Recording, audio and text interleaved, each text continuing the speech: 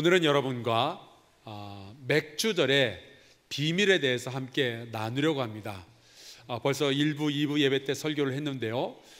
설교로 준비를 했지만 막상 하고 보니까 성경 공부가 굉장히 흡사했습니다. 조금 복잡할 수 있으니까 주의를 기울여서 잘 들어주시기를 부탁합니다. 여러분, 이 비밀이라는 단어를 들으면은 뭔가 좀 궁금한 것들이 많이 생겨나게 되죠. 여러분들 혹시 비밀 같은 거 좋아하시는지 모르겠습니다. 요즘 이 사회에 보면은 비밀이라는 단어가 들어가는 것들이 굉장히 많이 돌아다니고 있죠. 그 비밀 이야기들 가운데 유명한 것 하나가 그 KBS 제1 텔레비전에서 하는 생로병사의 비밀이라는 프로그램이 있습니다. 혹시 보신 적이 있으십니까? 네, 많이들 보셨죠? 3년 전에 굉장히 유명한 시리즈가 하나 있었습니다. 생로병사의 비밀 해놓고 그 부제목이 계단 건강을 오르다, 이제 이런 제목이었어요. 조사에 의하면은 우리나라 사람치고 헬스장이나 탁구장, 기타 건강 증진 시설에 등록을 하고 회비를 안 내본 사람들이 거의 없을 거다라는 이야기가 있습니다. 여러분들도 그런데 한번 다녀보신 기억들이 있으시죠? 근데 또 하나의 데이터가 있는데, 그렇게 회비를 내고 등록을 한 사람들 중에 60% 정도는요, 돈만 내놓고 한 번도 안 간 경험이 있답니다. 여러분들도 그런 경험이 있으십니까? 한 번도 아닌 것까지는 아니지만 안 가본 경험들이 있으시죠? 그래서 이 방송에서 하는 이야기가, 차라리 그럴 바에는 계단을 이용해라. 우리 삶의 주변에는 어디에나 계단이 있는데 그것을 오르락내리락 하면은 건강에 그렇게 도움이 되고 심장도 튼튼해지고 살도 빠지고 소화도 잘 되고 너무 좋다는 거예요. 그래서 저희 교회는 엘리베이터는 굉장히 부족한데 계단이 많이 있습니다. 일부러 다 여러분의 건강을 생각해서 그렇게 디자인한 줄로 알고 계단을 많이 사용해 주시기를 바라요. 물론 몸이 힘들고 불편한 분들은 엘리베이터를 사용하시고, 건강하다 생각하는 분들은 가능하면은 계단을 사용하시면 여러분도 좋고 몸이 불편한 분들도 쉽게 사용할 수 있어서 굉장히 좋을 것 같습니다. 또 EBS에서 하는 방송 가운데는 장수의 비밀이라는 그런 방송도 있어요. 보신 적이 있는지 모르겠는데, 저는 장수라는 단어가 저랑 되게 멀게만 느껴집니다. 아직은 뭐 장수에 대해서 생각할 시기가 아니다라고 느끼는데, 종종 저희 교회 권사님들께서 이 방송을 보시다가 좋은 내용이 있으면 저한테 문자를 보내주셔요. 담임 목사가 건강했으면 하는 그 사랑의 표현이니까 감사하게 받습니다만은, 장수라는 단어가 들어가니까 약간 좀 마음이 짠해요. 가끔 우리 장인어른께서도 시국 발언만 보내주시는 것이 아니라 건강의 비밀, 이런 것들을 또 보내주십니다. 물론 뭐 늘 시킨 대로 하는 것은 아닙니다만은, 이 비밀에 관련돼서는 우리가 할 말이 참 많이 있죠. 궁금하고 알아보고 싶고.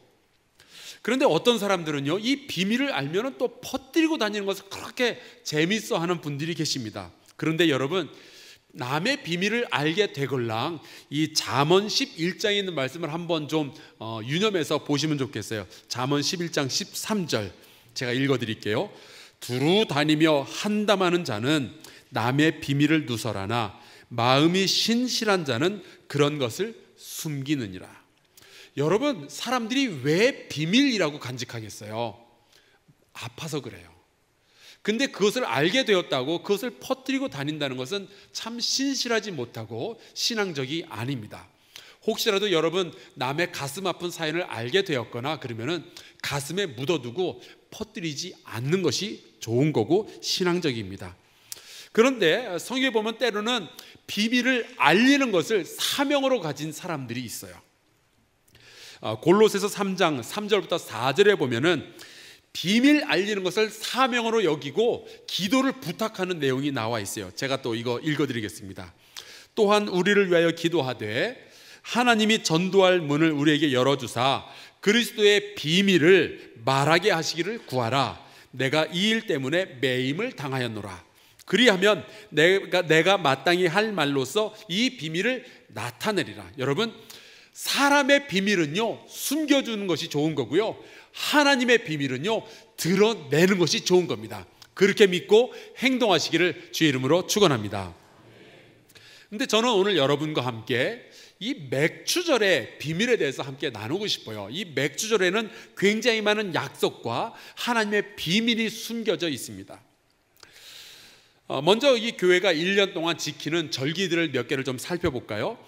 교회력으로 따지면은 12월 달 대강절이 1년의 시작입니다. 그때부터 대강절이 있고요, 크리스마스가 있고요, 또 사순절, 부활절, 성령 강림절, 우리가 오순절이라고 부르는데, 그 다음에 맥주감사절, 추수감사절, 이렇게 1년의 캘린더가 돌아갑니다. 그런데 이러한 많은 절기들 가운데 구약 성경에서 하라라고 명령해서 지키는 것은 추수감사절, 맥주감사절, 이 두 가지밖에 없어요. 나머지는 신약 성경에서 일어났던 사건들을 근거로 해서 우리가 지키는 절기들이죠. 이 추수감사주일은 사실은 구약에 나오는 수장절이 있습니다. 추수한 것을 저장하는 절기인데, 그래서 수장절이거든요. 감사의 절기입니다.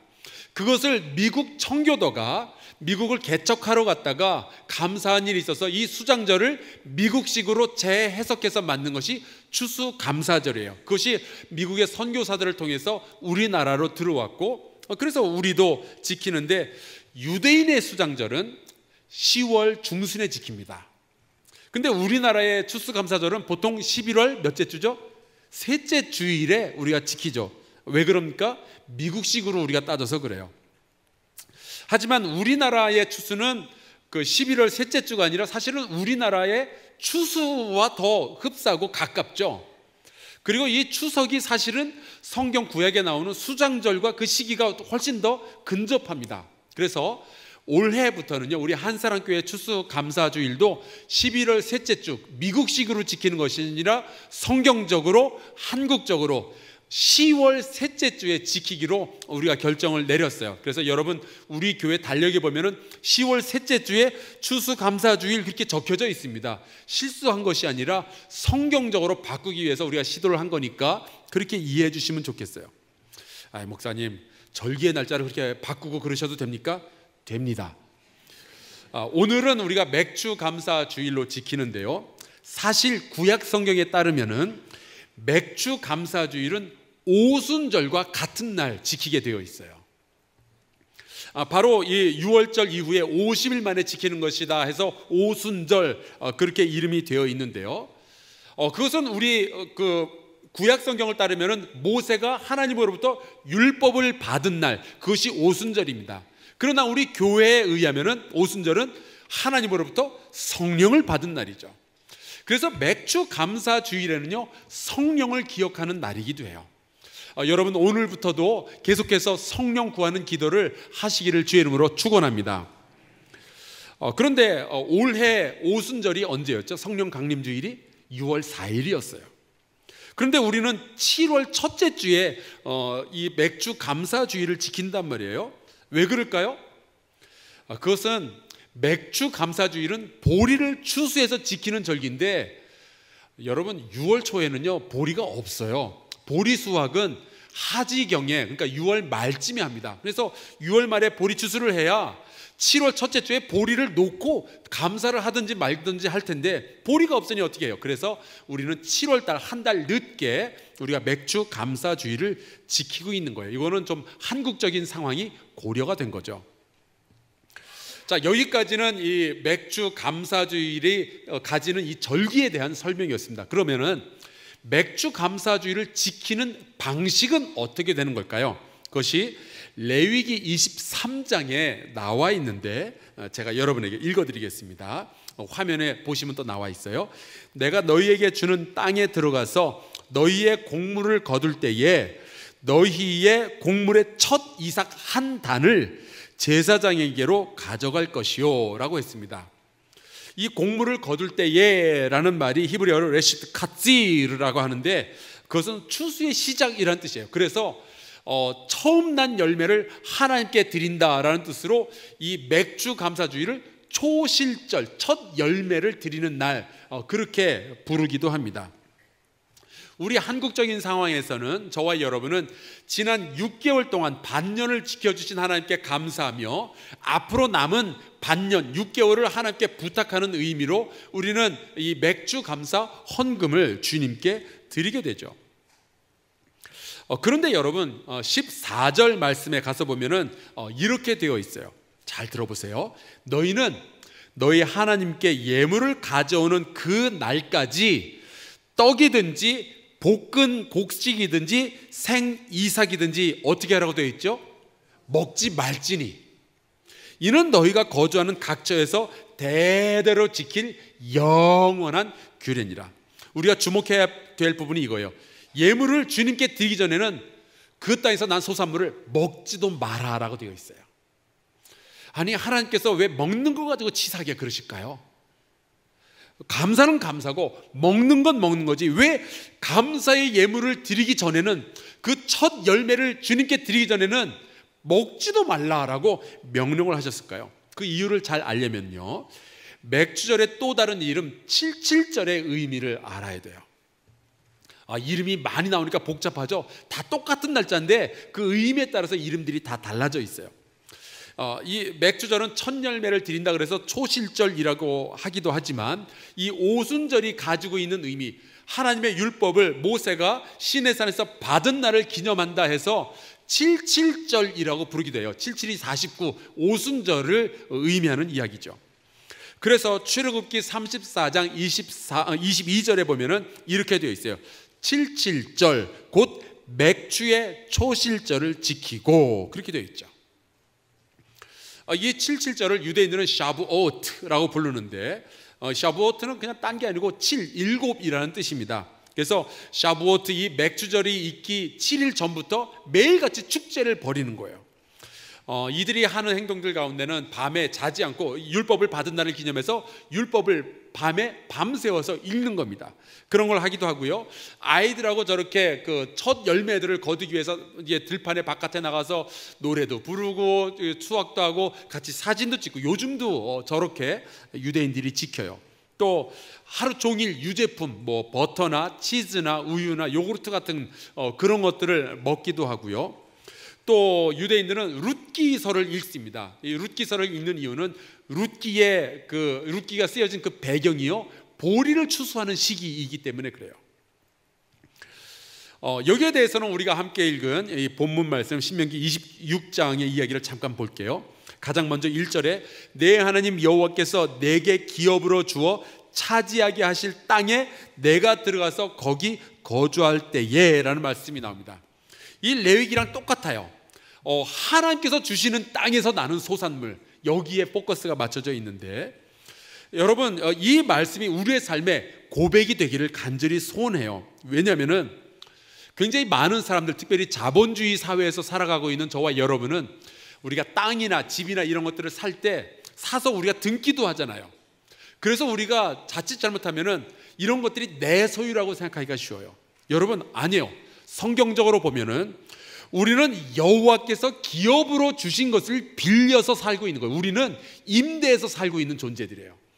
모든 땅과 모든 집과 모든 동산의 진정한 소유자는 하나님 한 분밖에 없음을 믿으시기를 주의 이름으로 축원합니다. 우리는 사용자예요. 임차해서 쓰는 사람들 뿐입니다. 이번에 성지순례를 하면서 이스라엘의 이 토지 정책에 대한 이야기를 들었어요. 우리나라는 이 땅 투기하는 것 때문에 굉장히 문제가 많이 있잖아요. 그런데 이스라엘은 땅 투기라는 것이 아예 없습니다. 왜냐하면은 국토의 대부분이 국가 소유예요.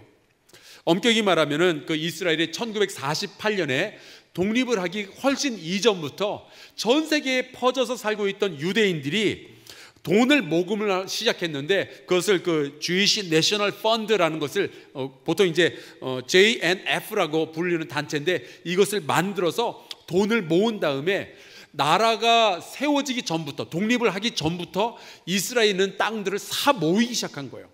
그것이 어느 정도 모이기 시작하자 거기에 독립을 선언하고 나라를 세운 겁니다.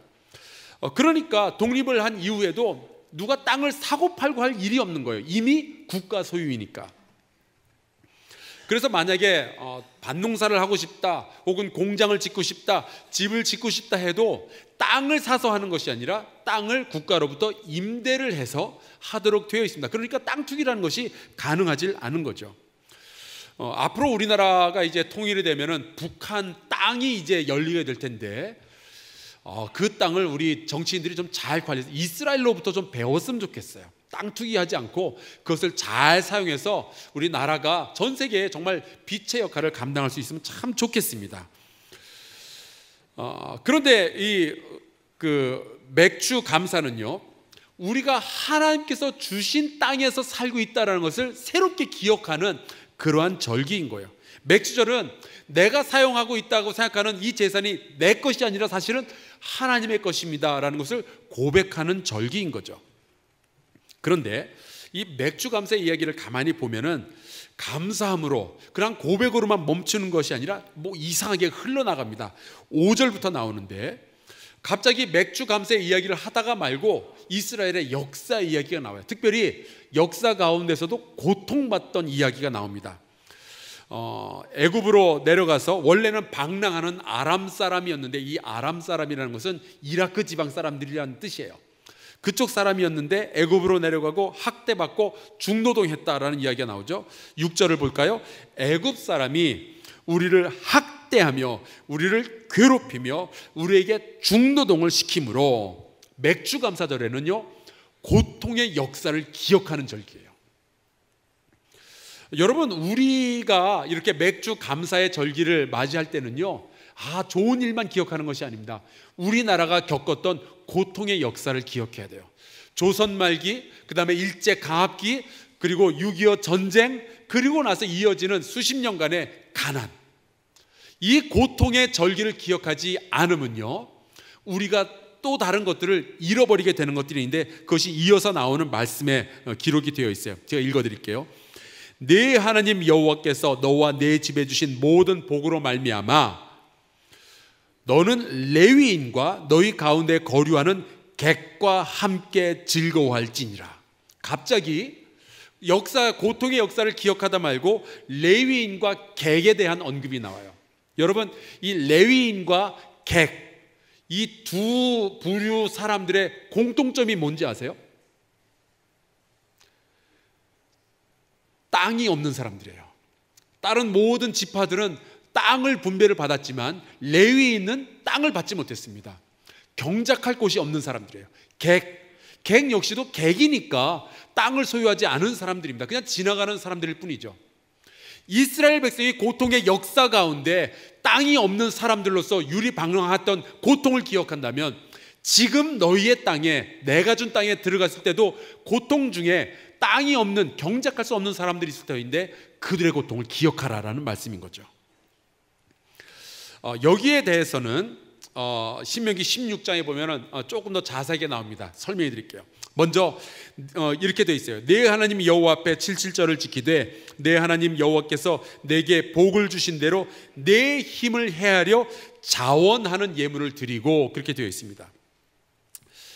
지난주에 여러분이 아마 주보 가운데 맥주 감사헌금 봉투를 받으셨을 거예요. 그리고 일주일 동안 기도하면서 고민을 하셨겠죠. 얼마 드려야 되나?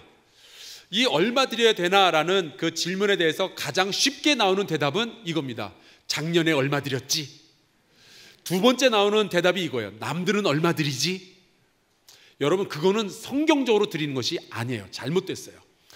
맥주 감사를 잘 하기 위해서는 내가 얼마만큼의 복을 받았는지 먼저 헤아려 보는 거예요.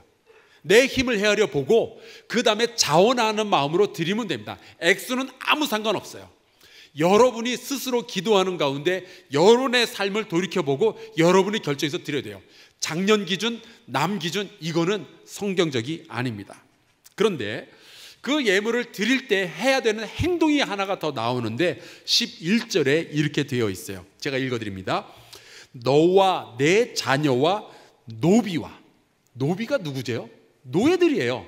가장 그 사회에서 하층민을 의미합니다. 노비와 내 성중에 있는 레위인과 및 너희 중에 있는 객과 고아와 과부가 함께 즐거워할지니라.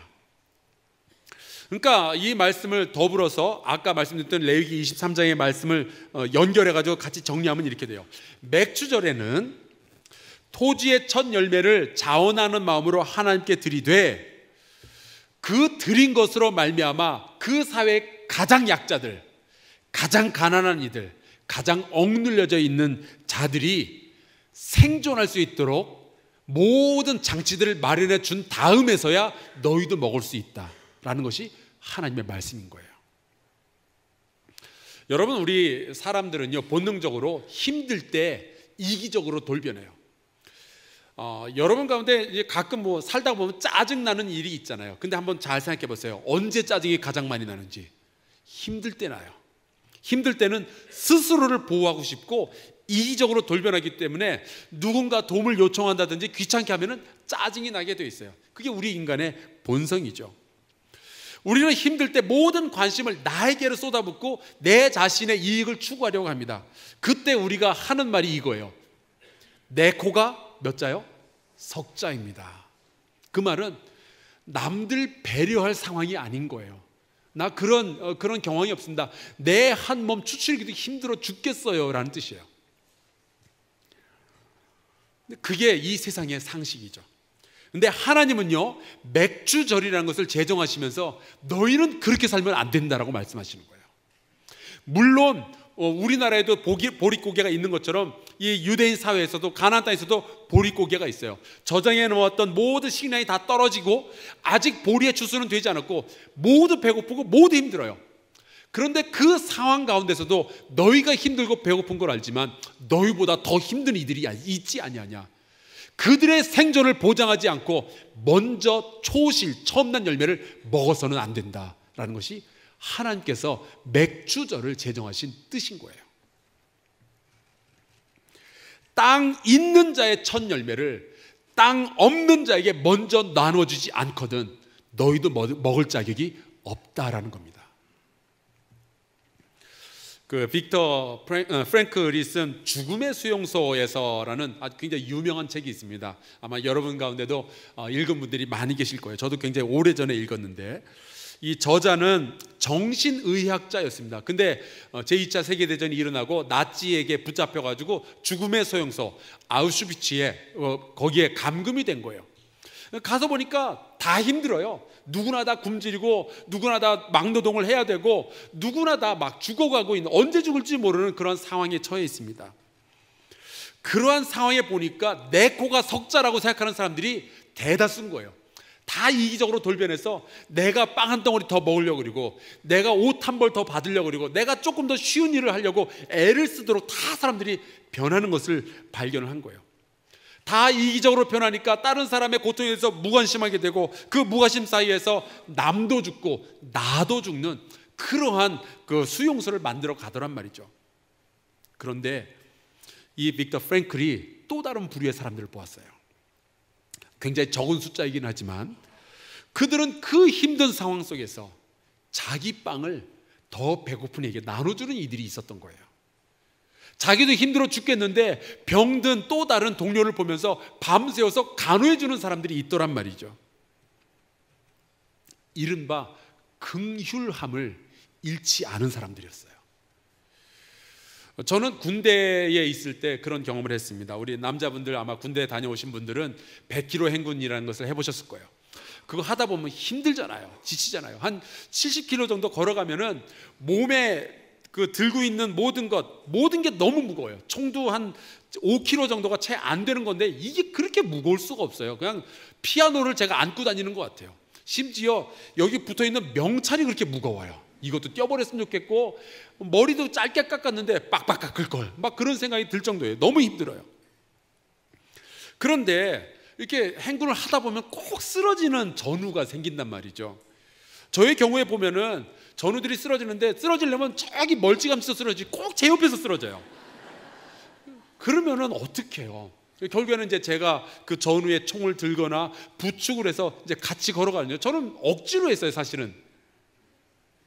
근데 빅터 프랭클이 그 죽음의 수용소에서 보니까 그것을 기쁨으로 감당하는 사람들이 있단 말이죠. 그래서 이 빅터 프랭클이 이러한 이야기를 해요. 지옥 같은 상황에서도 내가 어떤 식으로 살겠다 하는 것을 선택하는 자유만큼은 아무도 빼앗을 수 없더라.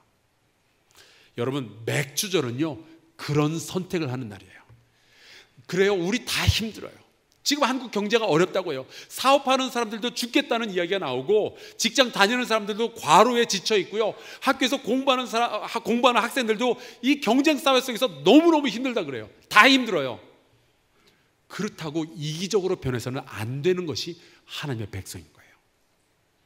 맥주절은 그 어려움 가운데서도 너희 가운데 더 약한 자들을 돌보아야 한다는 하나님의 준엄한 명령이 이 절기 가운데 숨어 있는 겁니다. 맥주절은 하나님을 향하여서 드리는 우리의 감사가 우리 주변에 있는 사회적 약자들의 기쁨이 되도록 하는 날이에요. 맥주절은 이 힘든 삶을 살아가는 우리가 잊혀져 버렸던 긍휼함의 영성을 회복하는 날인 거죠. 맥주절은 나의 감사가 누군가에게는 음식이 되는 그런 날이에요. 신앙인의 감사는 가난한 자, 억눌린 자, 병든 자에게 남겨진 유일한 소망일 수 있어요. 우리가 감사를 하지 않을 때 누군가는 이 땅 가운데서 굳는 사람이 있을 수 있다는 얘기죠. 자, 우리 양옆으로 이렇게 신앙의 고백을 좀 나누었으면 좋겠습니다. 당신의 감사가 약자의 소망입니다.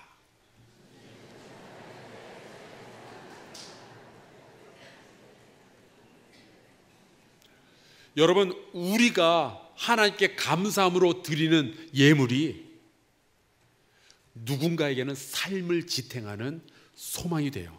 그게 맥주절의 비밀입니다.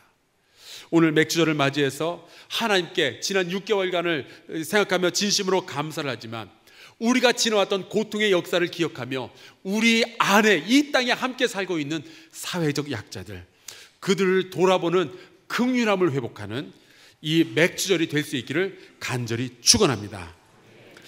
우리 함께 찬송가 588장 찬양하며 맥주 감사의 예물을 주님께 올려드리겠습니다.